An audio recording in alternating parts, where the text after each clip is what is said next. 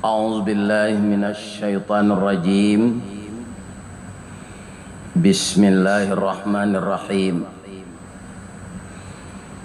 Alhamdulillahilladzi khalaqal insana fi ahsani taqwim wa ba'atsan nabiyyina mubashshirina wa mundhirin wa anzala ma'ahumul kitaba bil haqq liyurshidun nasa ila sabilil huda wa yukhrijuhum minadh dhulumati ilan nur.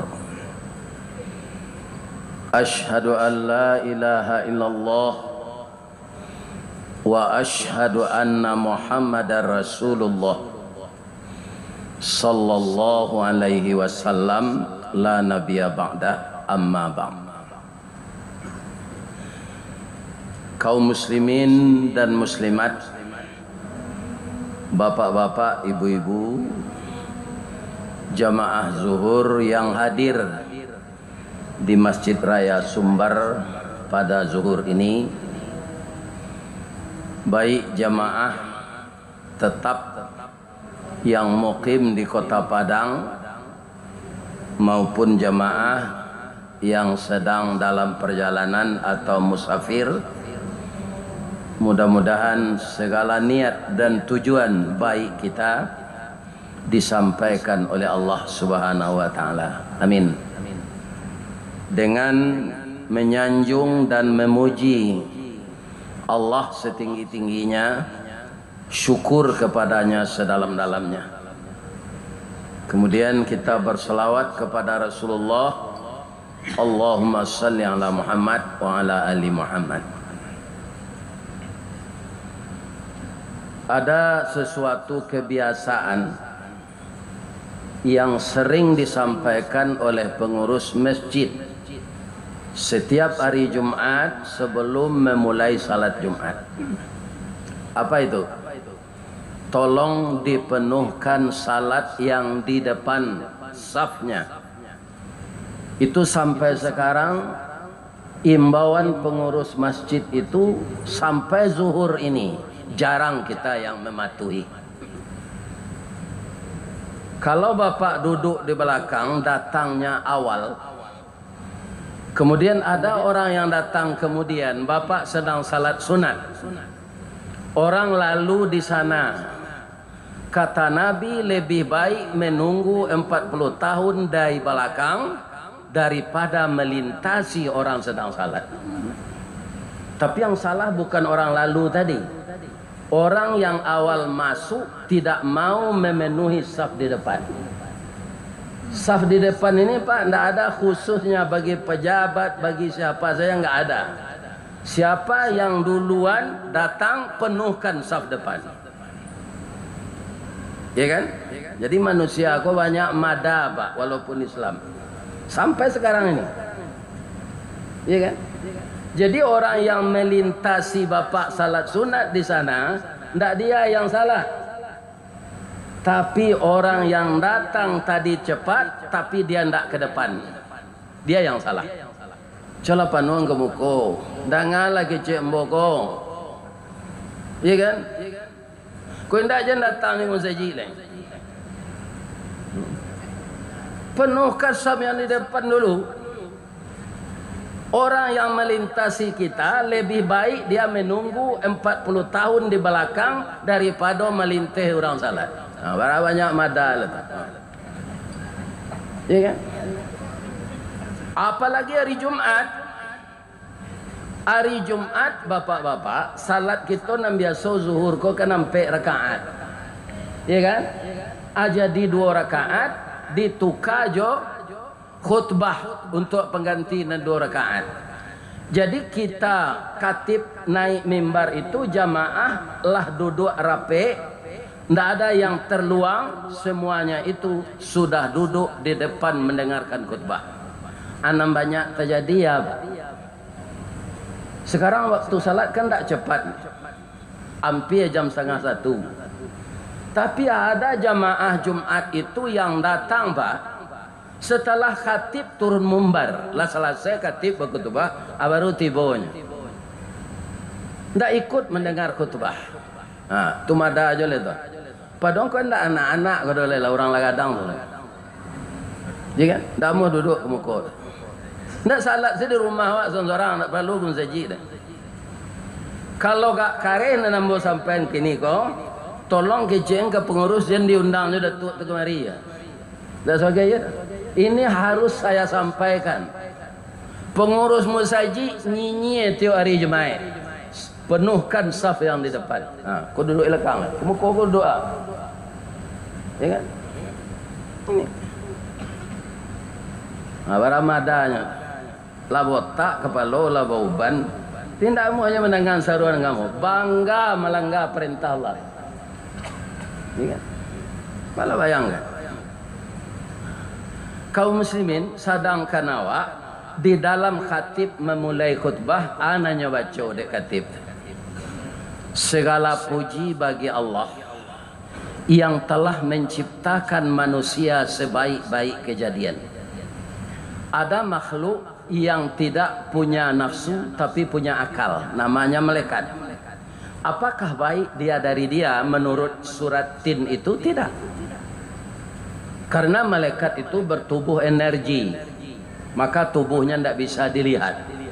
Kalau manusia bisa dinilai ganteng atau tidak gantengnya, nampadusi cantik tidak cantiknya, karena dia punya wajah, dia punya tubuh materi, bukan energi. Kaum muslimin, para jemaah yang terhormat, bapak-bapak dan ibu-ibu yang jin juga begitu. Tidak ada tubuh materinya, tidak bisa dinilai. Dan kedua makhluk itu tidak dipercaya oleh Allah jadi khalifah.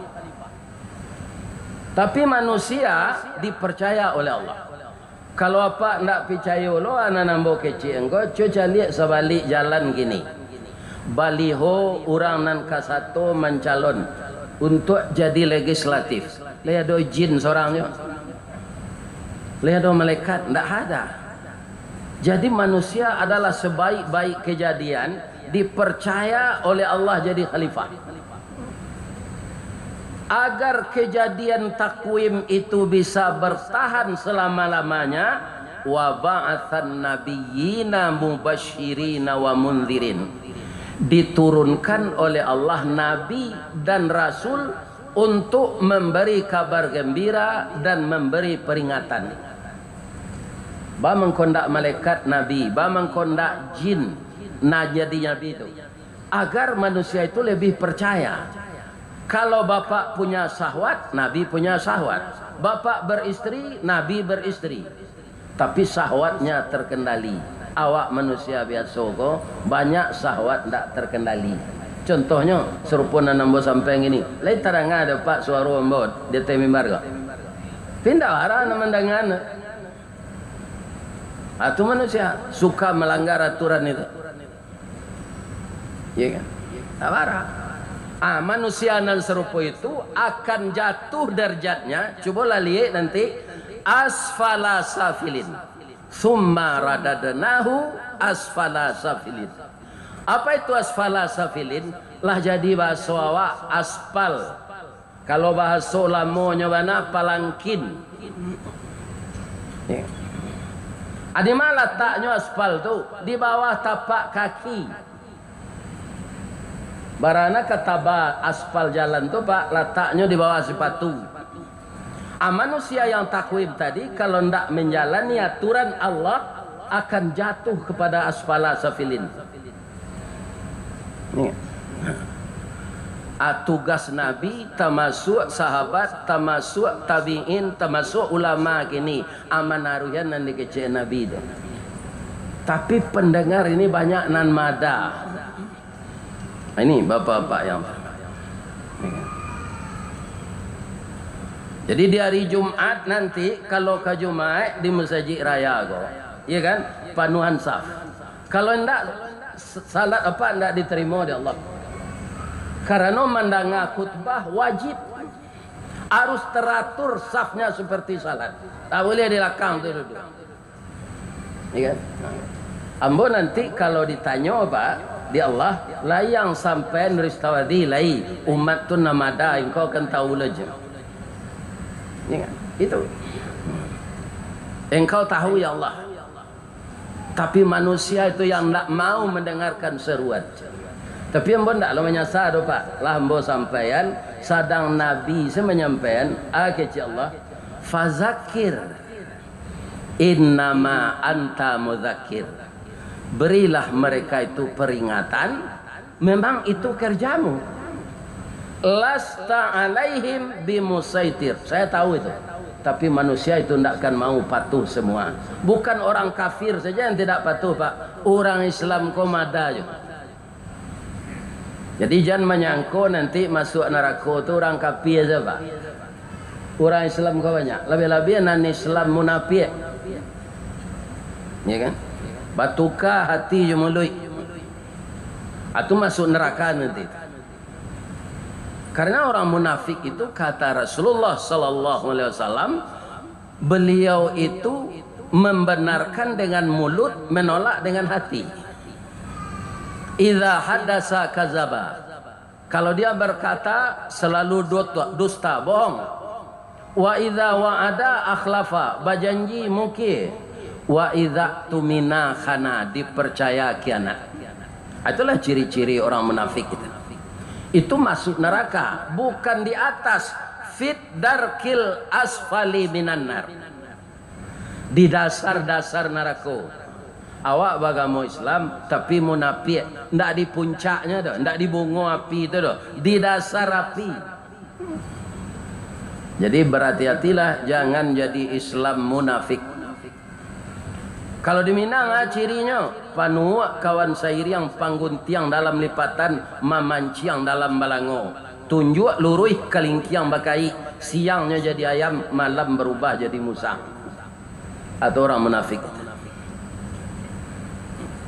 Kemudian supaya percaya awak jo nabi itu kan wa ba'asan nabiyyina mubasyirina wa mundirin, supaya lebih percaya kita lagi, wa anzala ma'ahumul kitaba bil haqq, diturunkan oleh Allah kitab yang benar untuk referensinya.